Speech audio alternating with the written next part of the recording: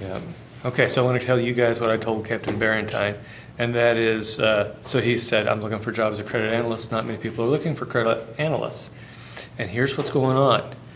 AI can probably do 80% of that job. And so now instead of hiring 5 credit analysts, I only need to hire 1. And so how do you AI proof yourself? Well, human relationships are, and I know you guys are number people or you wouldn't be here, right? But being people is something that's not going to go away as fast as being number people as far as AI and all that crap goes. So there were lots of people there looking for what they would call relationship managers at like private wealth people at banks. That is a kind of a bridge between finance and this whole people thing that's not going to go away. Financial planning is another one. Yeah, there's a lot of that in sales, financial planning, and not a lot of the more number-oriented analytical stuff. Yep, and I have a feeling, I think it's the impact of AI. Now, whether AI actually proves to be the thing that they think it's going to be, it is impacting how they're making offers right now. So what that means is you guys need to be more open-minded about the kind of positions you're willing to try. By the way, the first city that you move to out of here is not going to be where they bury you unless you do something very stupid, right? Like get in a car crash 6 months from now. The second thing you need to know is the first company you work for is not going to be the company that you retire from, most likely.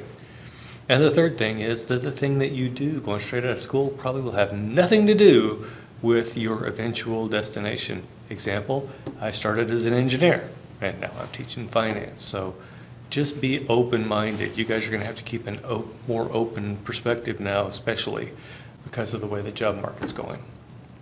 Questions? Let's see. Let's talk about the secret to negotiations. How many of you like negotiating? Oh, wow, okay. So a couple. Typically, a lot of people do not like negotiating because there's confrontation involved. Anytime I go to deal for a car, my wife doesn't want to go because she doesn't like confrontation. And then I explain to her, I'm like, no, here's what I'm going to do. I'm going to tell them to shoot me their very best number. And I'm going to tell them that I'm talking to 2 other people. And I'm going to take whatever the lowest number is. And so the only word I ever have to say to these people is no. And by the way, no is the most powerful word in all of negotiation. So back when I actually did just visit one dealership and negotiate with one place, my wife and I went in there and we got them down. And I don't know if you guys have seen this game where the salesman says, oh, I'm going to have to go ask my manager. Have you seen that? Oh, I freaking hate that. Because you know what they're doing is they're going off and getting a cup of coffee and they're joshing with their buds, and then they come back to like, well, okay, I can do this. And, they'll come somewhere like halfway. Anyway, so the guy's doing that. And I said, no. I said, it's not good enough. I said, you need to try again. He's like, well, I'll go talk to the manager. About this time, my wife says, I'm really hungry. And I said, well, we passed a Taco Bell on the way here. Would you like to go get some Taco Bell? While these clowns figure out what it is they want to do. And she said, yeah. And so we get up and we're starting to walk to the door. Can you guess what happens next? They give you a better offer. Yeah, dude chases us down. And he's like, okay, I could do 500 more. And I'm like, sold. I said, we're going to go to Taco Bell and then we'll come back and fix the paperwork, right? But it was being willing to walk away.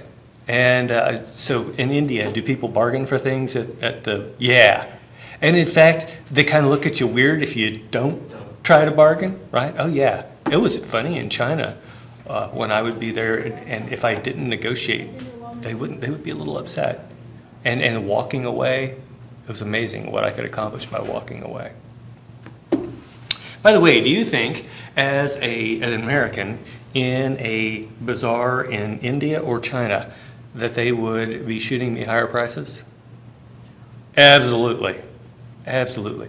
Did you know that when you're on vacation in places like Europe and they figure out that you're an American, do you know what happens to your dinner tab? They have a different menu. The locals are eating. The locals are probably eating inside, away from the bugs and stuff. You're sitting out on the patio, dining outdoors, and you're paying probably 50% more than the people that are inside ordering in check off the menu. Questions? Okay, now the last time we finished up right here. What does MM stand for? Modigliani Miller, right?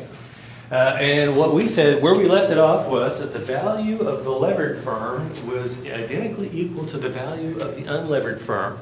But we had a bunch of assumptions that had to be true in order for that to be true. Can anybody tell me just one of those assumptions? Perfect markets. Okay, here we go. Yeah, thank you. His good catching makes up for my lousy throwing. What else?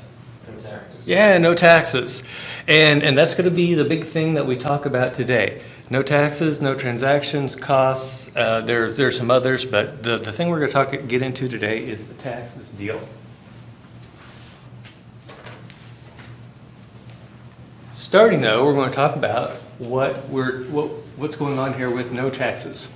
And we are going to take the RWAC formula. Are you guys familiar with the weighted average cost of capital? Hopefully so. We're going to take that formula and we're going to manipulate it around and we will arrive at this formula here. Now, the R sub 0 here is the return on unlevered equity. So what I want you to think about is the whole firm. If it's totally financed with equity, that means all the risk of the firm is fairly reflected in that equity's return. And so the return on that equity is actually the return on the underlying assets. The return on the equity at that point is the return on the underlying assets. It represents the actual business risk of the firm. And that business risk here, we're going to call, or the return on it, we're going to call R sub 0. And that's the return on unlevered equity. And that's going to be what people demand from the firm overall as a return. And that's what's going to allow us then to figure out how much our equity is going to cost if we start to lever up. So how did we get to this formula right here? Well, we start with RWAC, and we are going to do purely no taxes here, and we're going to use B and S instead of D and E. So we've got S over B plus S times the required return on stock plus B over B plus S times the required return on the bonds. Now keep in mind that usually with an RWAC we have another term out here. What's that term? The tax. Yeah, 1 minus T sub C, where T sub C is the corporate tax rate. Why is that not here? What assumption have we made that makes that not here? No taxes. Yeah, there's no taxes, so 1 minus T sub C is just 1. 1 times anything is that thing. And so this is what we get. Now, the other thing we need to keep in mind here is that this is the same as that required return on the unlevered equity, because we said the riskiness of the assets is fully reflected in this R sub 0. So now we can start doing some rearranging, and I've kind of written myself a cheat sheet here just for the hell of it, but I think I can get without it. So here we go. First thing I'm going to do, by the way, I'm trying to get R sub S by itself. I'm going to engage in something that most students hate. It's called algebra. Are you ready? Okay, here we go. We're going to multiply both sides of this thing, and we're not going to worry about this right now. We're going to multiply both sides of this thing by B plus S.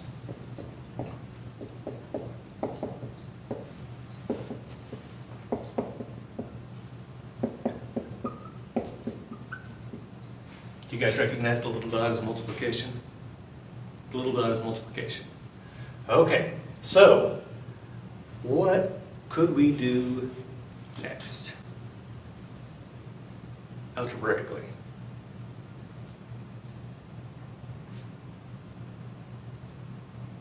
And subtract the b times return b from each side, Yep. and then divide each side by r. Okay, or let's by do- s. Let's do them one at a time. So let's start here with, let's go ahead and blow this thing out. I think that may come in handy down the road. So we're going to say r sub 0 times b plus r sub 0 times s. That's the distributive property. Have I blown any minds? Okay. And then he says also we're going to subtract b times r sub b. And that's going to leave us with s times r sub s. Does that look right? Have I done anything illegal? I don't think so. Okay, now the next thing I can do is divide everything here by something to get r sub s by itself. What would it be? Yeah, we're going to divide everything by s. And that's going to give me r sub 0 times b over s plus r sub 0 times s over s minus b over s times r sub b, and that's going to be equal to r sub s. Have I violated any laws? Have I made any mistakes? I don't think so. So here we go. Now, there is something really easy we can do. Does someone see something that's going to go away quite easily?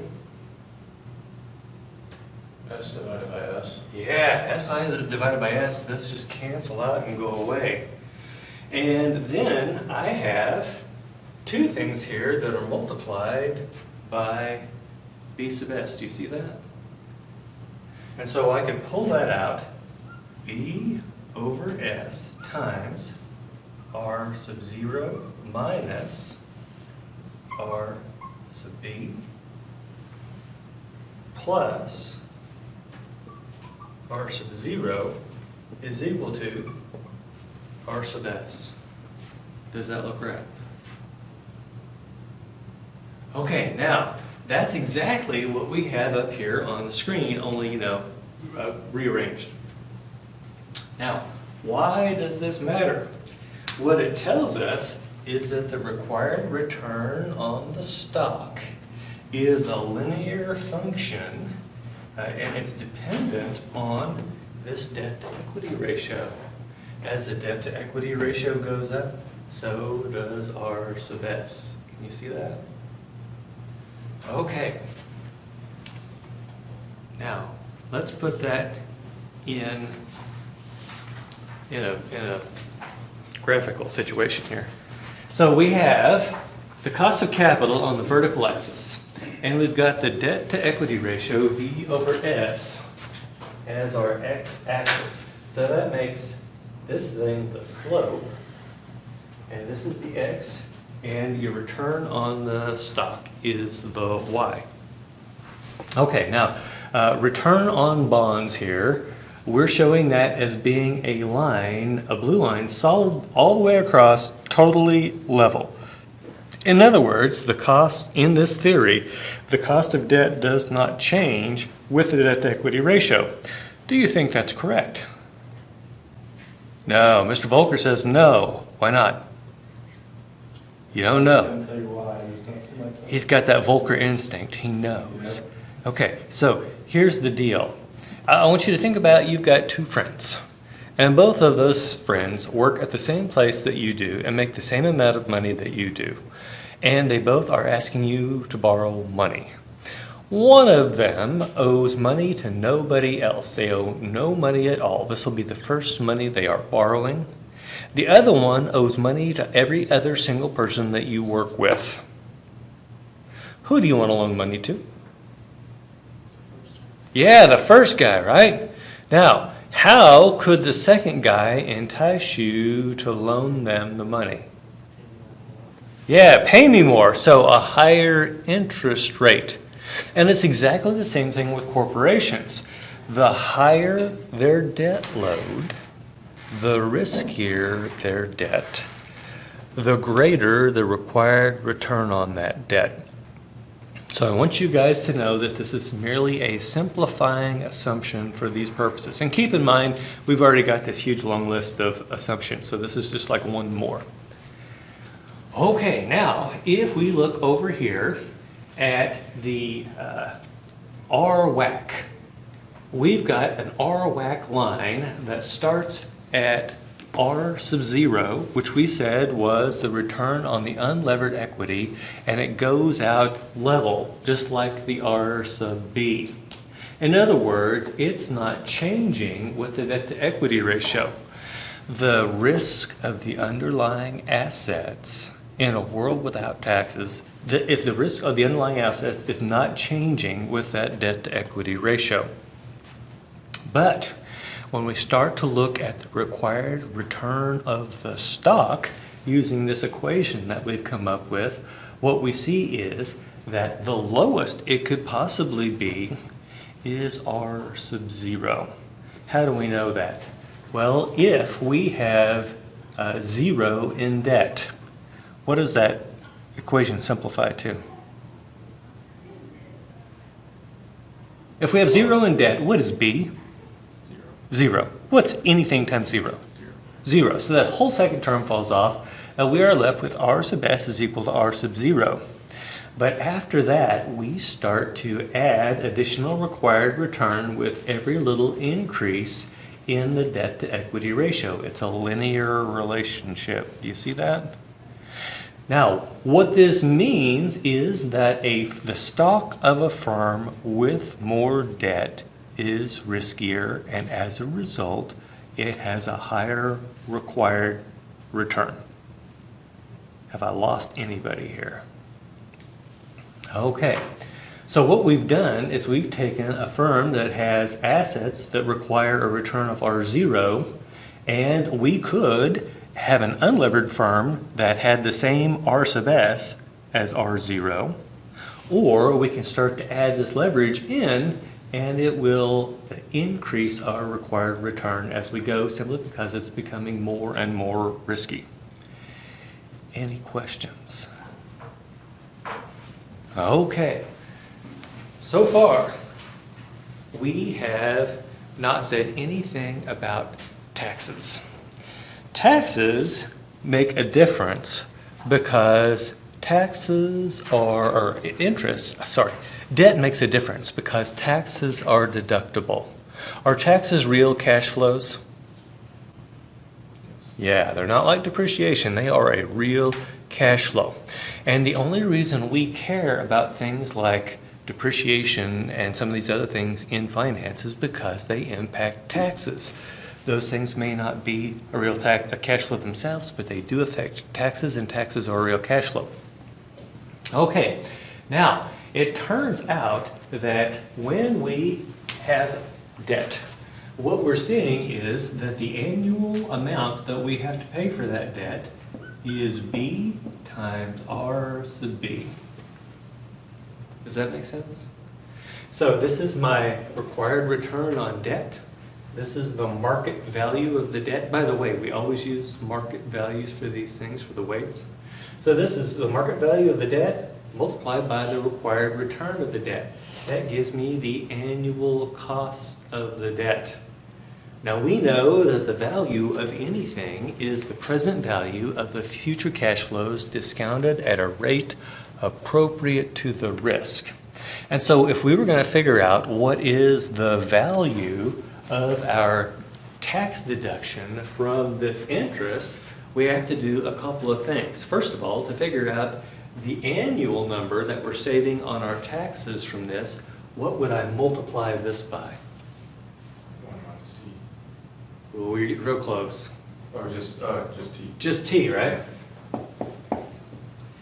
Because that's the amount of tax that we will be saving by paying this interest. Does that make sense? If my tax rate is 30% and I can deduct $1 from my taxable income, $1 in interest, that is going to cost me $1 in interest, but it's going to save me 30 cents in taxes. So this is all about what we are saving every year in taxes. Now, the next thing is to come back to the idea of the price or value of anything is the present value of all the future cash flows discounted at a rate appropriate to the risk. And one of the assumptions that we made at the beginning of this talk was perpetual cash flows. This annual amount of money that we save is going to happen every year. Have I lost you so far? It's going to happen over and over and over again. And it turns out that we have a formula for valuing such things. By the way, what would we call it? An identical cash flow that happens every year till the end of all time. Perpetuity. Yeah, perpetuity. And we have a formula for determining the value of a perpetuity. And it's simply C over R. It's just C over R. C is the amount of the recurring cash flow. R is the required return. And so all we have to do here is fill in B times R sub B times T sub C divide by, what do you think the required return on this is? How about R sub B? Do you guys see what happens next? What happens to the R sub B's? Cancel out. Yeah, they cancel out. And so the present value of that deducted, the tax deduction for the interest is just the tax rate times the amount of debt. Now, what does that mean? It means that this is the extra value that this firm has, the levered firm has versus the unlevered firm. And so now we say, well, wait a minute, that means that the value of the levered firm is just equal to the value of the unlevered firm plus the present value of all those interest tax deductions going forward, which is just T sub C times B. And that's where we get Proposition 1 with taxes. The value of the levered firm is equal to the value of the unlevered firm plus the cost, the tax rate times the market value of the debt. Now, this is the first time that we've truly gotten into what I would call formula territory. And here's what you guys need to know about our exams. Do you need to memorize all the formulas? Have you read the syllabus? One handwritten note page. Yeah, you get one handwritten note page, both sides, handwritten. You can highlight it, you could write it in, let's see, what's the writing called in India? Is it Sanskrit? What is it? Hindi. Okay, you write it in Hindi. I don't care. By the way, do you think I could use my phone and figure out what it says? Yeah, probably. You could write it in Vietnamese. I don't care. All I want to do is make sure that it is handwritten. And here's the reason I ask people to do handwritten note sheets. If I told you you could do one on the computer, here's exactly what would happen. I think Captain Barentine or Mr. Buat, one of you guys would come up with the note sheet. And then one of you other people, perhaps someone who wears their ball cap backward, would say, "Hey man, do you have the note sheet for that exam?" And he'd say, "Yeah." And you'd say, "Hey, mind sending me that in an email?" He'd say, "No problem," right? Because he's a great guy. Now, did you learn anything through that exercise? No. No! So that's why what's that? Learn how to cheat a little bit. Learn how to cheat a little bit. By the way, I currently have a case right now that I'm pursuing against one of my MBA students who tried to use AI on their phone to cheat on an exam. And it is so laughably obvious that there is not a single jury in this land that would look at it and think that she was doing anything else. So I tell you this because I want you to know we do watch the videos. Do you guys know my assistant, Ms. Robinson? Oh man, she's tough. If you cheat, she will bust you, so don't do it. That's my message there, don't do it. Okay, so back to the note sheet. Do you think things like this stuff should be on your note sheet? Absolutely. Any formula that is on any of our slides should be on your note sheet. Let me say that one more time. Any formula that's on any of our slides should be on your note sheet.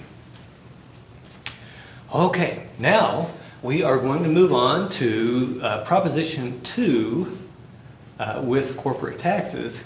And Proposition 2 basically says that some of the increase in equity, risk, and return is offset by that change in, or by the inclusion of taxes, so that interest tax shield. And how does that change this formula right here? Well, you just end up multiplying this whole thing by 1 minus T sub C. And then that's multiplied by that, and so that's how that changes. Tax rates.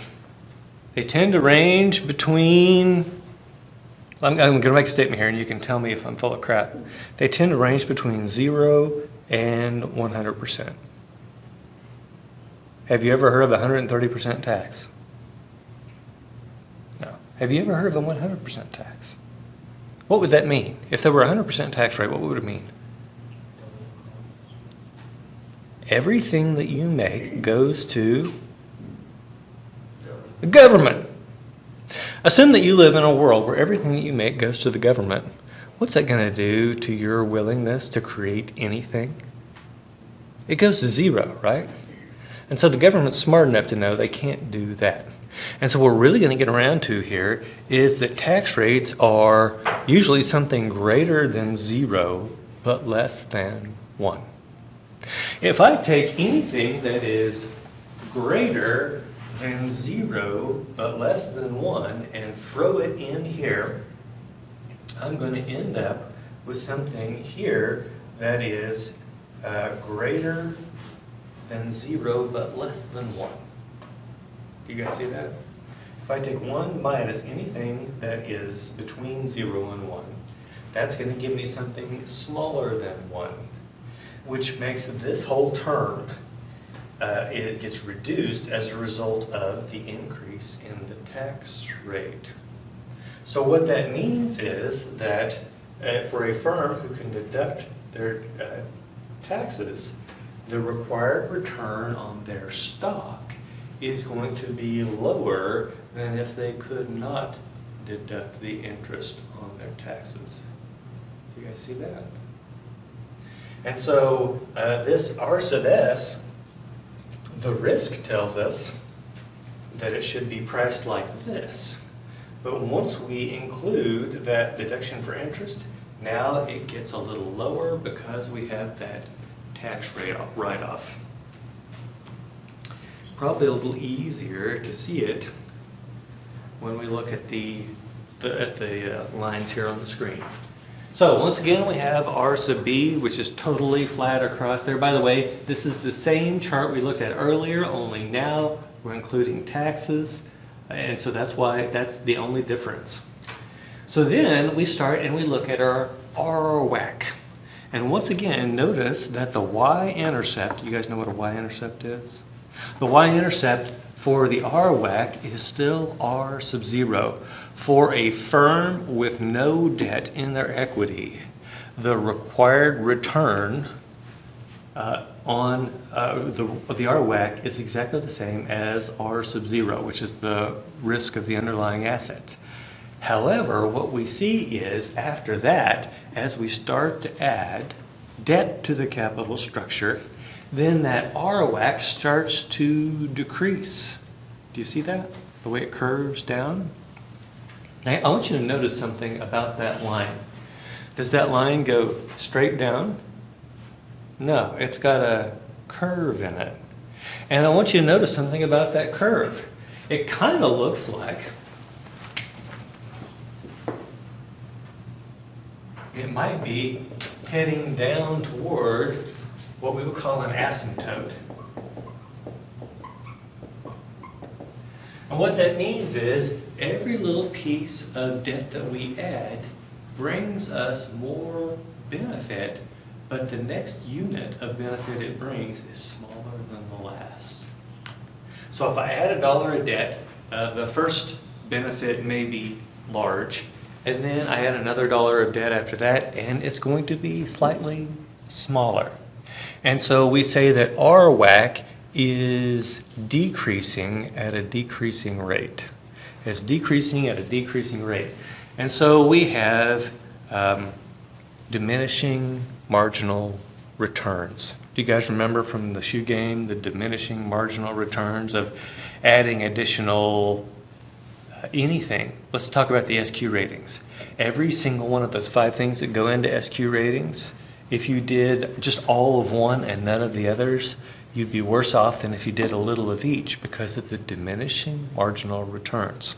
And so adding additional debt gives us additional gain, but each additional unit of debt doesn't give us as much gain as the last bit did. Okay, now how does that transfer over to the required return on our stock?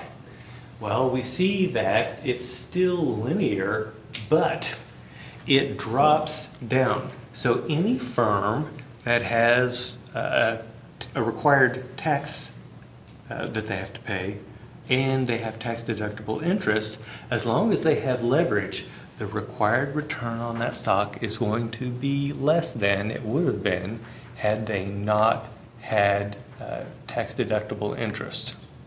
And so remember that at the firm, the shareholders are a residual claimant. And so this gain because of the tax deductibility of debt, who do you think it goes to? The bondholders or the shareholders? Yeah, it's got to go to the shareholders. Remember, bonds are a fixed claim. Bonds are a fixed claim, and so any additional money that we get as a result, including a tax refund, would be money that flows to the shareholders. And so that's why this required return here is lower. Any questions? Is T the marginal tax Oh, rate very good. or the total average? Okay, so let's talk about taxes. In both corporate and personal taxes, we have in the United States something called a progressive tax regime. And what that means is for the first bunch of money that you make, and let's put this in personal terms, maybe for the first $20,000 you make, you don't pay anything at all. What's the standard individual deduction? Do you guys know? 15,000. $15,000. So the first $15,000 you make, you're not paying anything at all. So that's tax bracket is 0. And then for the first bit of money over that, the tax rate's probably going to be something low, like 10%, maybe. I should go ahead and pull them up. 11. It's 11? Okay. Oh, it's damn close. Okay. So now you get beyond that tax bracket. What do you think happens with the next? Yeah, it goes up. And that happens all the way up to, I believe we're at 39.6% or something like that. And so what we see is you have this as you get more and more income. And by the way, it's just the income in that bracket and above that gets taxed at the higher rate. And I get so tired of people saying, well, I don't want to work anymore this year. It'll push me into a higher tax bracket. I'm like, you're an idiot because you're only going to be paying that higher amount on the extra money that you make. Go ahead, make the money, right? And be grateful that you can afford, that you're doing well enough that you're in the next higher tax bracket. Okay, so corporate taxes, it turns out, work the same way. And so we have a situation where the marginal tax rate, that's, by the way, the definition of marginal tax rate. It's the tax rate that you're going to pay on the very next dollar of earnings. The marginal tax rate, have you guys heard this before? It's the tax rate you're going to pay on the very next dollar of earnings. If you look at the marginal tax rates in a progressive system, your marginal tax rate is always higher than your average. It's always equal to or higher than. And here's why. The average tax rate is just your total taxes divided by your taxable income. And we know that that total taxes involves from these lower brackets, 10%, 15%, 20%. Your marginal tax rate might be 30%, but your average tax rate is going to include those taxes paid in the lower brackets. So it's almost always going to be lower. Now that we know that, the question is, in finance for decision making, which one should you use? Pretty sure we've always used marginal. Yep, you But- always use marginal, and it's because we're making decisions about what to do, right? Now, in truth, what is your tax rate here going to be that actually figures out your interest deduction? It's gonna be lower. Yeah, it's going to be the average, right?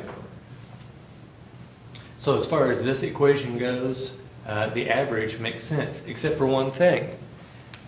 That T sub C is going to change as our income increases. And so we would have to have a third axis on this chart with income hanging out there. On an exam, will I give you both the marginal and the average and then ask you to, no, I'm going to give you one tax rate. So for exam purposes, it's not a big deal. For purposes of understanding, the tax write-off for our interest is going to be basically on the average. Now, what's the tax write-off on incremental debt that you might take on? It'll be based on marginal. Because when I borrow additional money, that money is going to be on top of what I'm doing now. Does that make sense? Yep. Okay, good question.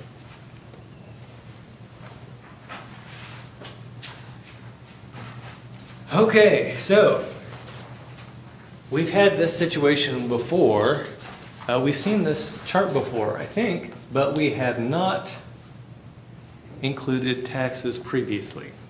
And here our tax rate is 21%.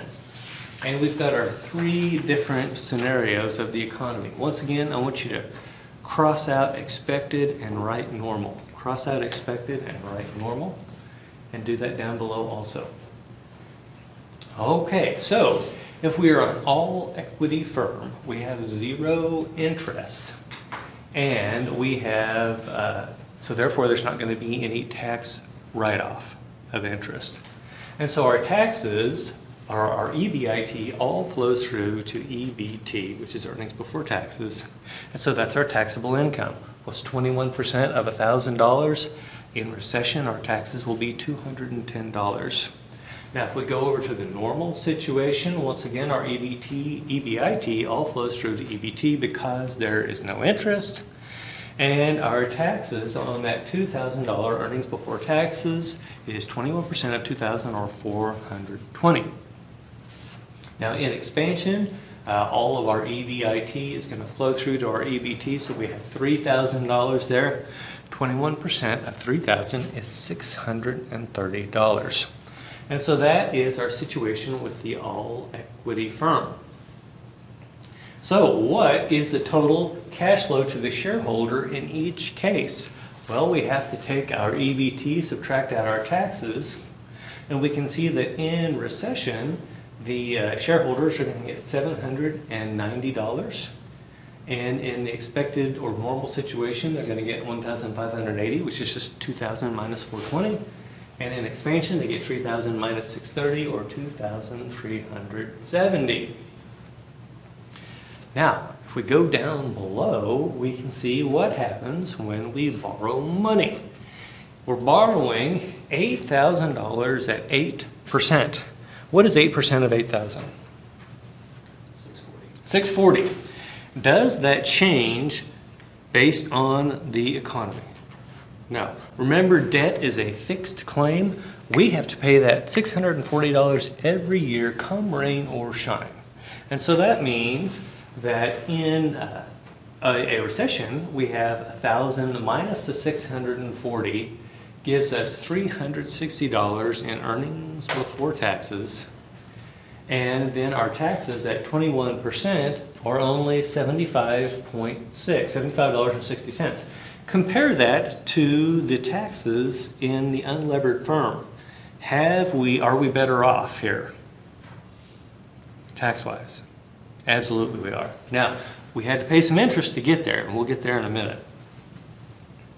Okay, now in the normal situation, We've got 1,360 in earnings before taxes. That gives us $285.60 in taxes we have to pay, which is less than our 420. And in the expansion, we have 2,360 in EBT. Our taxes, 21% of that is $495.60. And when we go through there and do all of our subtraction, what we are going to get is, by the way, this total cash flow, we're seeing that $284.40 flows through to shareholders there. Where does the $640 flow through to? Bondholders. Yeah, the bondholders. And by the way, where do we get the $284.40? It's just 360. It's the EBT minus the taxes. So that first part is the EBT minus the taxes. That's the money that's going to the shareholders. But now we have other investors involved. And so the bondholders are also receiving money. They're receiving $640. And so we can look at that total cash flow to both shareholders and bondholders and compare it to the cash flow to shareholders alone. That total is greater. And the answer to why that is has the size of the pie really changed? Now, previously we were dividing up the pie between the shareholders and the government. Now we're dividing the pie between the shareholders, the bondholders, and the government. The pie is still the same size. What's changed is the size of the government's slice. Because the government is getting less of that money now, it means the remainder of the pie is larger. That's why we have 924 being greater than 790. We have 1714 is greater than 1580, and we have 2,504 being greater than 2,370. Which one of these firms is more valuable?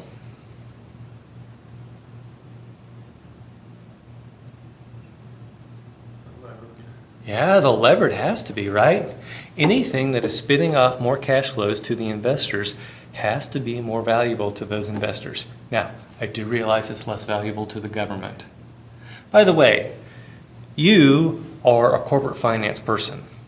One of your big jobs is to minimize the company's taxes. True or false?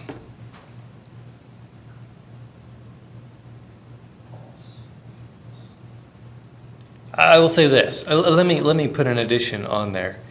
Within the law. Now, is your job to minimize taxes within the law? Absolutely it is. When you go to a certified financial planner, one of the big things that they're going to offer you is what they call tax efficiency. What do they mean by that? Minimizing taxes within the law. And so we've got a situation here where within the law we can reduce our taxes. If we take a look at, down here at the bottom, EBIT times 1 minus T sub C, plus, this is that last thing there, we've seen it before, it's right here. That's the tax shield of debt. And it comes out to be exactly the same number. And so there's two ways to get to this number. Some people prefer the second way. I prefer the first way. Whatever works for you. By the way, in this class, as long as you're not cheating, do I care how you get to a correct answer? No. There's usually more than one way to get to a correct answer in finance, and whatever works for you, whatever fits with your brain, perfectly fine. Okay, any questions? If we had probabilities for each one of these states of the economy, we could figure out the expected annual cash flows for each one of these, and then we could figure out what's the true value or expected value of the firm. So this slide shows us graphically what I just got through saying about the pie. Notice, by the way, eyeball it. Do these pies look the same size? Yeah, they look exactly the same size.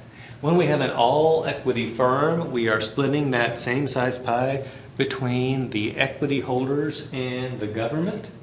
When we throw debt into it, the size of the pie hasn't changed any, but the size of the government slice has, because interest is tax deductible. And so the cash flows to the investors increase. In the first situation, the investors are just the equity holders. In the second situation, the investors are the equity holders and the bond holders. And so we get more money through to them because that tax slice of the pie is smaller. Does that make sense? Okay. So let's go through and do a summary here. Our proposition 1, with no taxes, we say that the value of the levered firm is equal to the value of the unlevered firm. That the capital structure makes no difference to the overall value of the firm. In a world of no taxes, the proposition 2 says that leverage increases the risks and the return to the shareholders in proportion to this amount of debt that we're taking on, and so there's really no change in the value of the firm. So the required return isn't based on the shares or the bonds. The required return is based on the riskiness of the assets. The required return is based on the riskiness of the assets. And so it really, we can make that R sub S basically anything we want up to a point by taking on more and more debt. We could keep cranking it up. But does it actually increase the value of the firm? No.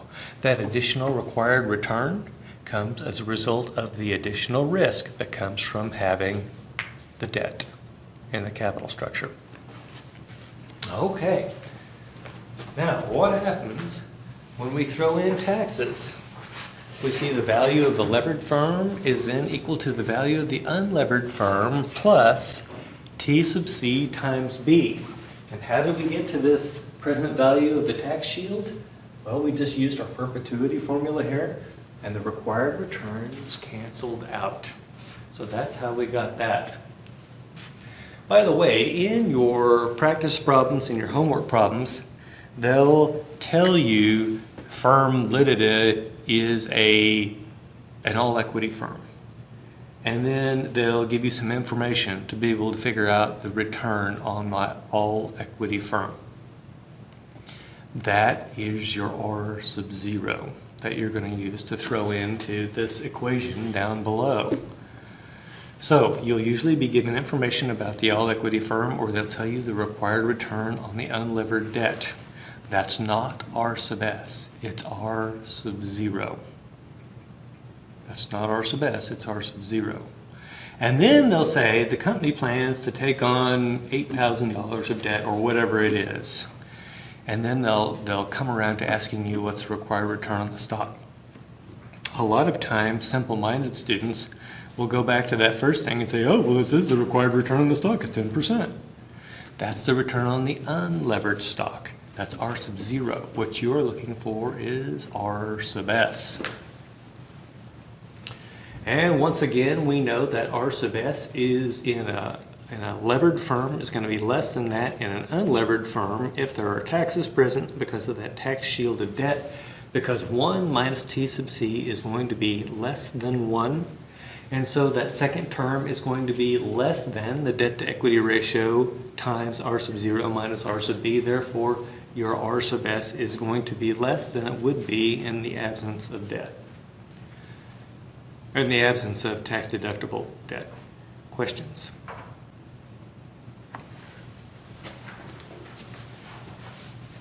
Okay, that is all of chapter 14. So let's tiptoe here into chapter 15.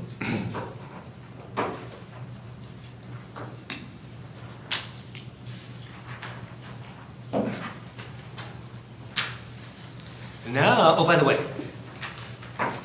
if we follow the last slide in chapter 14 to its logical conclusion, it says that we are better off the more debt we have. Does that make sense? Yeah, because we've got this greater amount of taxes that we can write off. The greater the amount is the present value of that tax shield. Therefore, we should be trying to borrow as much as we can. And so we should be funding the firm with 99.99999% debt. By the way, someone has to own some equity. That's why we're going to 99.999%. Do we see firms that are structured that way? 99.999% debt. Unless they're in trouble. Do we see firms? No. Unless they're in trouble, we don't see that. And there has to be a reason why, because we know purely from the present value of the tax shield perspective, we should be trying to make that bonds, the debt, as high as possible. And so chapter 15 is all about talking about the costs of financial distress.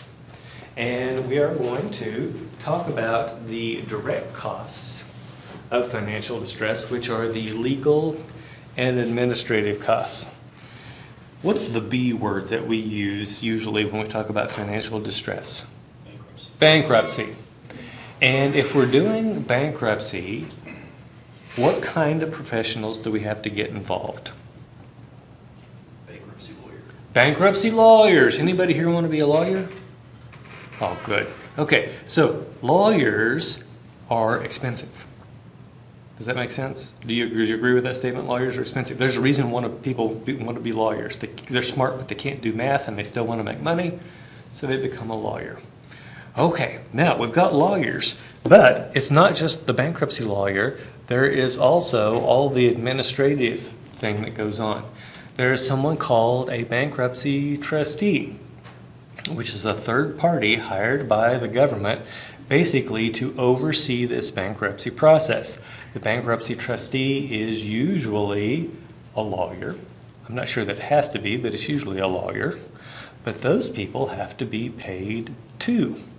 And so when you take the firm and let's say you liquidate the firm, the liquidated assets don't get handed out to the debt holders and who else without first subtracting out these direct costs.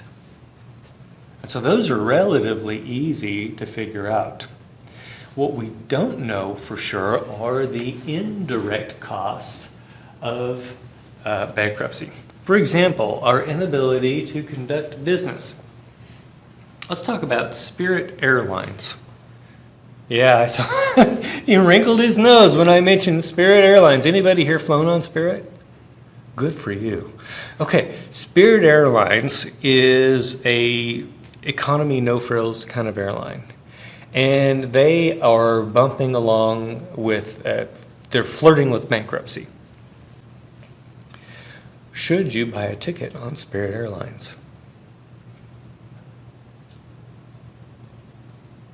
What's going to happen if you buy a ticket on Spirit Airlines and then they go bankrupt? Mr. Buat, what do you think is going to happen? Yeah, basically your money's gone. At the very least, it's going to be a long, long time before you see any money. And the second thing is you're not going to get all your money. That's my guess. And my wife and I were planning a trip to Germany in 2017, and I noticed that there was this airline called Air Berlin. And their planes were great, the fares were great, and I'm like, why are they having to sell their tickets so cheaply? And so I went to the Wall Street Journal, and I looked up Air Berlin. And what they said was basically Air Berlin was in financial distress and would be lucky to survive the year. We flew Delta. So what does that mean if you're a company in financial distress? What's going to happen to your sales if people know this? Yeah. Another example. Do you guys know about Fisker? Fisker Automotive? They made an electric car. And then they started to be in financial distress. Everyone knows about it. What happens to their sales? Nobody bought the cars. Yeah, nobody bought the car. So here they had got an SUV, and I think it was stickering for somewhere around $100,000. and they couldn't sell them for $28,000. Why would it matter? Nobody to service it. Yeah, there's not going to be anyone to service it. And by the way, are you going to be able to get spare parts? No. You going to be able to get software updates? No. And so, long story short, if you are heading into financial distress, it's going to impact your sales, which is going to further diminish the value of your firm. Now, what about your supply chain? They won't want to do business with you. Yeah. They can't get paid. Yeah. And so here you are, and you show up on the front page of the Wall Street Journal. And I'll give you a real life example. So hopefully you guys are old enough to remember Bed Bath & Beyond. Okay, they had their own dirty end. But before them, they had a competitor called Linens and Things. And Linens and Things basically sold the same stuff as Bed Bath & Beyond. But they found themselves in financial distress. And they found themselves in a situation where their suppliers figured out that they were in financial distress. So what do you think the suppliers started demanding? By the way, how do you think the suppliers were selling to them before the financial distress? On credit, right? 30, 60, 90 days, whatever their terms were, they were selling on credit. But as soon as I find out that you're in trouble, what do I do? Charge up front. Yeah, I demand cash up front. I am not shipping this truckload of doilies until I get the check. Now, if Linens and Things was in trouble before, what does this do to them now? They're in a world of hurt. And so here's what happened to the inventory on Linens and Things shelves. It started to, the shelves just started to empty because they couldn't afford to pay the suppliers cash up front. As a result, when the shelves are empty, what do you think happens to sales? Sales go down, it's a freaking death spiral. And so the suppliers really kind of helped them more quickly into financial distress. Can you blame them? No. Okay, so we got the compromised supply chain. Now, there's another indirect cost that we don't have on the slide up here. Do you want to work at a company that's in financial distress? No. Do you want to be associated, let's ask this in a more broad term. Do you want to be associated with losers? No. Do you want the stain of having lost your job in a bankruptcy? No. So what happens? The employees, when they get a chance, what do? Yeah, they leave. And it's what we call bright sizing, where the smart people get out first. So who does that leave you with to run the company? Yeah, the cream of the crap, right? You're getting the losers.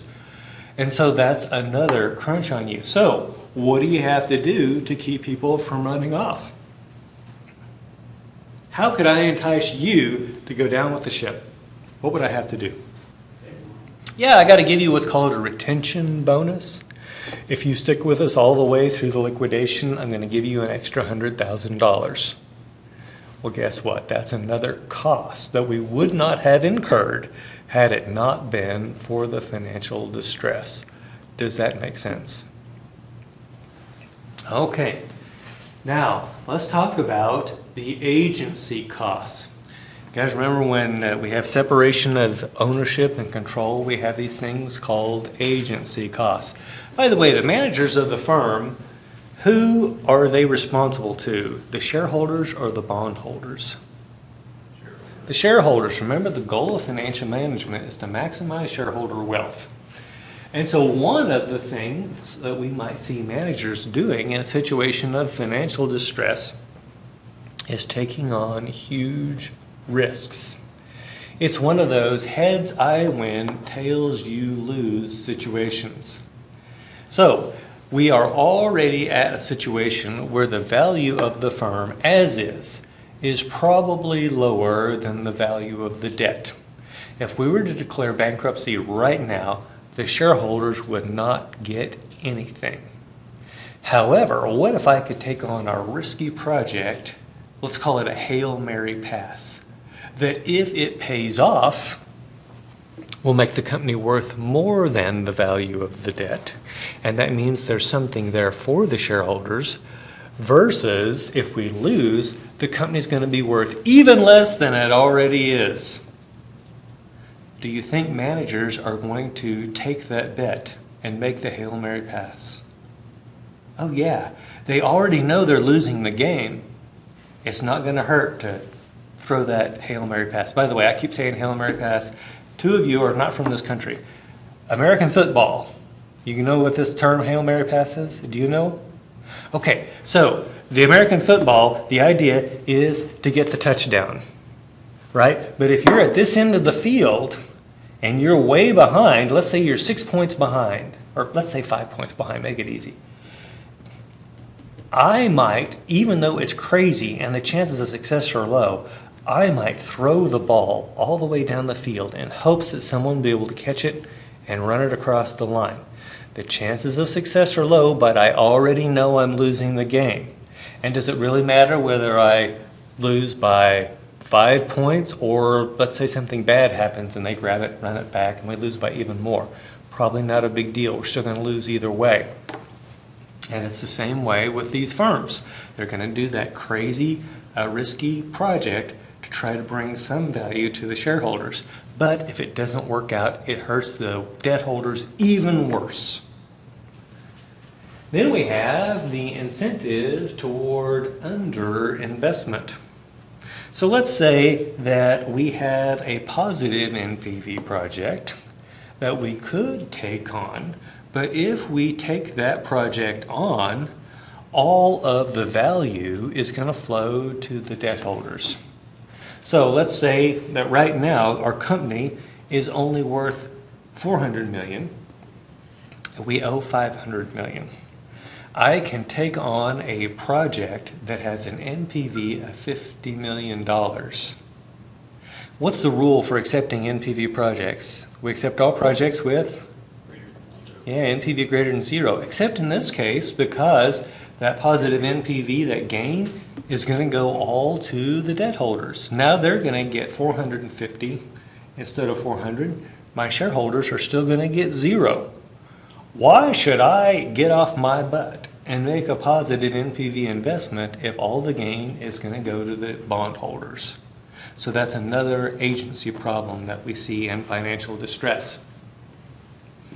And then the third one is milking the property. How many of you live in an older apartment? Wow, you guys are all fancy and stuff. Let me tell you about the place that I spent the summer of 1991. The place was old. I think it was built before World War II. There was no air conditioning. The locks on the doors didn't work. Whenever we called the landlord to do anything, no response. They were milking the property. They were not doing the required maintenance to keep the place in good shape. They were not making the repairs. They were simply milking the property. That's what it's called when you rent it, but you don't put any more into it. Do you think you could do the same thing with a company? Yeah, so let's talk about a tech firm. Every year, tech firms spend money on research and development. If you are in financial distress, how much money do you think you spend on research and development? Not very much. Not very much, if any at all. And basically, you are just getting that money, the cash flows from the previous research and development, but you are not further investing in the company through research and development. So you can see a similar kind of thing that happens there. And you can actually see this at the university.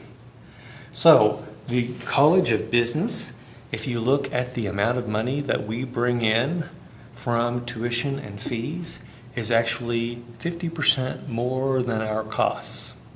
And so we are actually subsidizing the university. Are you with me so far? And that's not even counting our share of the tax money that comes in. Now, you might think that the university administration would look at the College of Business and say, whoa, that's the goose that laid the golden egg. We need to make proper investments to keep that thing healthy. Do you think that's what goes on? No. We see expanded budgets for athletics. We see additional administration. But do we see continued investment in the College of Business? No. And so basically we've got this milking the property problem. And so you see it not only in real estate, you see it in corporations, and you see it in public institutions like the university. By the way, do you think our university is different for that situation? It's that way everywhere. It's that way everywhere. Most universities lose money on athletics. We are just amazingly good at losing more than most universities. Questions?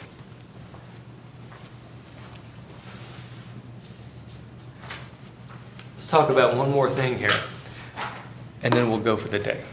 So, we're going to talk about the expected cost of financial distress. And we've talked about expected costs before. We say they are SWAGs. What's SWAG stand for? Scientific wild ass. Scientific wild ass guess. And so this expected cost of financial distress is equal to the probability of financial distress times the cost of financial distress, the actual cost, if it happens. Does that make sense? And so you could have a company that was extraordinarily expensive if it went into financial distress. But if it's got a low probability of financial distress, then that expected cost of financial distress in any given year, by the way, this is the probability of going into financial distress within a year, that expected cost is going to be low. Now, what do you think goes into determining the probability of financial distress? I'll give you a hint. My parents have no debt whatsoever. What's their probability of financial distress? 0. I have $1,600 a month that I have to make in a mortgage payment, $1,665 every month. My probability of financial distress is not 0, but it is quite low, especially since I have this sweet tenure job, right? Now, let's think about my neighbor. I've told you about him before, the spine doctor. Huge amounts of debt, and he's got his income is in as secure as mine. What do you think his probability of financial distress look like? Much greater than mine, much greater. And so his expected cost of financial distress would be higher, all else equal. So, ceteris paribus, all else equal. The more debt you have in your capital structure, the higher your probability of financial distress, the higher your expected costs of financial distress. Let me say that one more time. The more debt you have in your capital structure, the greater the probability is that you'll go into financial distress, the greater your expected cost of financial distress, all else equal. And so this is where we start to see the limits to the use of debt. Because, yes, additional debt brings in that crazy tax shield that we love so much.